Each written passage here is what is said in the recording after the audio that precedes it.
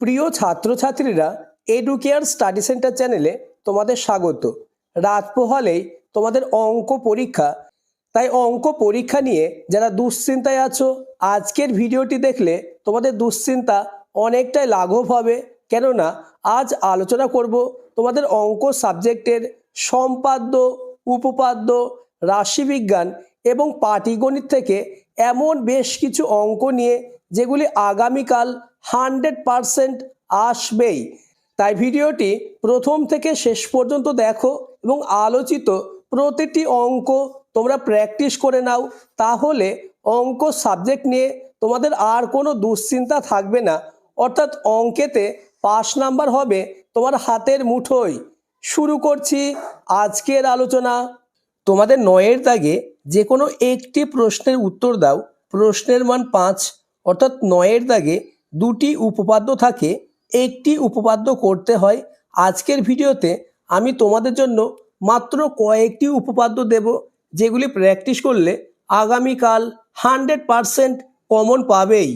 প্রথম উপপাদ্য, উপপাদ্য নম্বর 32, ব্যাস নয় এইরূপ কোনো জ্যায়ের উপর বৃত্তের কেন্দ্র থেকে লম্ব অঙ্কন করা হলে ওই লম্ব জ্যাটিকে সমদ্বিখণ্ডিত করো। এই উপপাদ্যটি আগামীকাল আসার সম্ভাবনা কার্যত নিশ্চিত। পেজ নম্বর 59, তোমরা এই উপপাদ্যটি এক্ষুনি মুখস্থ করে নাও। নেক্সট উপপাদ্য, উপপাদ্য নম্বর 35, একই বৃত্তাংশ সকল বৃত্তস্থ কোণের মান সমান। এই উপপাদ্যটি মোস্ট ইম্পর্টেন্স। আগামীকাল এই উপপাদ্যটি আসার সম্ভাবনা কার্যত নিশ্চিত। পেজ নম্বর 129, অর্থাৎ 129 পেজ, 32 এবং 35 নম্বর এই দুটি উপপাদ্য থেকে একটি উপপাদ্য আসার সম্ভাবনা কার্যত নিশ্চিত। উপপাদ্য নম্বর 37, অর্ধবৃত্তস্থ কোণ সমকোণ। এই উপপাদ্যটিও মোস্ট ইম্পর্টেন্স। পেজ নম্বর 136। উপপাদ্য নম্বর 38, বৃত্তস্থ চতুর্ভুজের বিপরীত কোণগুলি পরস্পর সম্পূরক। পেজ নম্বর 164। এই উপপাদ্যটিও প্র্যাকটিস করে নাও। নেক্সট উপপাদ্য, উপপাদ্য নম্বর 42, যদি দুটি বৃত্ত পরস্পরকে স্পর্শ করে তাহলে স্পর্শ বিন্দুটি কেন্দ্র দুটির সংযোজক সরলরেখাংশের উপর অবস্থিত হবে। এই উপপাদ্যটিও মোস্ট ইম্পর্টেন্স। পেজ 215 নম্বর। পরের উপপাদ্য, উপপাদ্য নম্বর 48, যে কোনো সমকোণী ত্রিভুজের সমকৌণিক বিন্দু থেকে অতিভুজের উপর লম্ব অঙ্কন করলে এই লম্বের উপর পার্শ্বস্থিত ত্রিভুজদ্বয় সদৃশ এবং ওই ত্রিভুজগুলির প্রত্যেক মূল ত্রিভুজের সঙ্গে সদৃশ। এই উপপাদ্যটিও most importance. Page number 255। Next এবং লাস্ট উপপাদ্য, উপপাদ্য নম্বর 50, পিথাগোরাসের বিপরীত উপপাদ্য। মাত্র এই কটি উপপাদ্য খুব ভালোভাবে প্র্যাকটিস করে নাও, তাহলেই একটি উপপাদ্য 100% কমন আসবেই। তোমাদের 10-এর দাগে যে কোনো একটি প্রশ্নের উত্তর দাও যার মান 3, অর্থাৎ উপপাদ্যের প্রয়োগ থেকে দুটি প্রশ্ন থাকে, একটি প্রশ্নের উত্তর করতে হয়। আমি মাত্র কয়েকটি প্রয়োগ দেব, যে প্রয়োগগুলি ভালোভাবে প্র্যাকটিস করো তাহলে একটি প্রয়োগ 100% কমন পাবেই। প্রথম প্রয়োগ, প্রয়োগ নম্বর 9, প্রমাণ করি ব্যাসী বৃত্তের বৃহত্তম জ্যা। Most importance. আগামীকাল এই একটি প্রয়োগ করলে একটি কমন আসার সম্ভাবনা চূড়ান্ত। পেজ নম্বর 62। নেক্সট প্রয়োগ নম্বর 10, যুক্তি দিয়ে প্রমাণ করি যে কোনো বৃত্তের দুটি সমান জ্যা কেন্দ্র থেকে সমদূরবর্তী। Most importance. Page number 63। Next প্রয়োগ নম্বর 2, এবিসি ত্রিভুজের পরিবৃত্তের কেন্দ্র ও বিন্দু এ এবং বিসি জ্যা কেন্দ্রের বিপরীত পার্শ্বে অবস্থিত। কোণ বিওসি সমান 120 ডিগ্রি হলে কোণ বিএসি এর মান হিসাব করে লিখি। এই প্রয়োগটিও মোস্ট ইম্পর্টেন্স।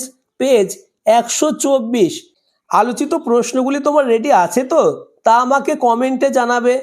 নেক্সট প্রয়োগ নম্বর 12, এবিসি সমবাহু ত্রিভুজটি একটি বৃত্তের অন্তর্লিখিত বিসি উপচাপের উপর পি যে কোনো একটি বিন্দু প্রমাণ করি যে P A equal to PB plus PC. এই প্রয়োগটিও most importance, page number 132। Next প্রয়োগ নম্বর 16, পেজ নম্বর 136। নেক্সট প্রয়োগ নম্বর 5, ও কেন্দ্রীয় একটি বৃত্ত এঁকেছি যার একটি ব্যাস এবি এবং এ বিন্দুতে বৃত্তের স্পর্শক পি এ কিউ এর সমান্তরাল যে আর এস, যুক্তি দিয়ে প্রমাণ করি যে এবি আর এস এর লম্ব সমদ্বিখণ্ডক। এই প্রয়োগটিও খুবই গুরুত্বপূর্ণ, পেজ নম্বর 209। নেক্সট এবং লাস্ট প্রয়োগ 14 নম্বর প্রয়োগ, ও কেন্দ্রীয় বৃত্তের পরিলিখিত চতুর্ভুজ এ বি সি ডি হলে প্রমাণ করি যে A B plus CD equal to BC plus DA. 216। মাত্র এই কয়েকটি প্রয়োগ প্র্যাকটিস করে যাও, তাহলেই একটি প্রয়োগ 100% কমন আসবেই। তোমাদের 11 দাগে যে কোনো একটি প্রশ্নের উত্তর দাও। প্রশ্নের মান 5, অর্থাৎ 11 দাগে দুটি সম্পাদ্য থাকবে, একটি সম্পাদ্যের উত্তর করতে হবে। আমি তোমাদের জন্য মাত্র দুটি সম্পাদ্য দেব। এই দুটি সম্পাদ্য থেকে একটি সম্পাদ্য 100% কমন আসবেই। সম্পাদ্যগুলি আলোচনার আগে চ্যানেলে নতুন হয়ে থাকলে চ্যানেলটিকে সাবস্ক্রাইব করে দেবে এবং ভিডিওটি তোমার বন্ধুদের মধ্যে প্রচুর পরিমাণে শেয়ার করে দাও। কেননা যারা শুধুমাত্র অঙ্কেতে পাস নাম্বার হলে হ্যাপি, তাদের কাছে আজকের ভিডিওটি একটি ব্রহ্মাস্ত্র। তাই ভিডিওটি প্রচুর পরিমাণে শেয়ার করে দাও, কেননা আলোচিত প্রশ্ন থেকে আগামীকাল হুবহু কমন আসবেই। তোমরা কোষে দেখি 11.1, পেজ নম্বর 176 পেজ বার করে নাও। এবছর তোমাদের সম্পাদ্য অঙ্কন অর্থাৎ পরিবৃত্ত অঙ্কন 100% আসবেই। শুধুমাত্র এই একটি সম্পাদ্য প্র্যাকটিস করে যাও, অর্থাৎ পরিবৃত্ত অঙ্কন প্র্যাকটিস করে যাও, তাহলেই একটি সম্পাদ্য করলে একটি কমন 100% এবছর পরিবৃত্ত অঙ্কন সম্পর্কে সম্পাদ্য আসবেই। এছাড়া আরও কয়েকটি সম্পাদ্য তোমরা দেখে যাও। সম্পাদ্য, আমি 2.5 সেমি দৈর্ঘ্যের ব্যাসার্ধের বৃত্ত আঁকি এবং ওই বৃত্তের উপর অবস্থিত কোনো একটি বিন্দুতে ওই বৃত্তের স্পর্শক অঙ্কন করি। অর্থাৎ এবছর বৃত্তের স্পর্শক অঙ্কন সম্পর্কে একটি সম্পাদ্য আসার সম্ভাবনা কার্যত নিশ্চিত, পেজ নম্বর 229।